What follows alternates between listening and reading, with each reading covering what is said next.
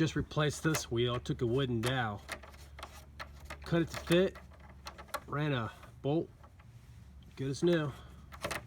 So anyway, I noticed this one down here has got a flat spot in it. So I'm gonna go ahead and take this off and replace it.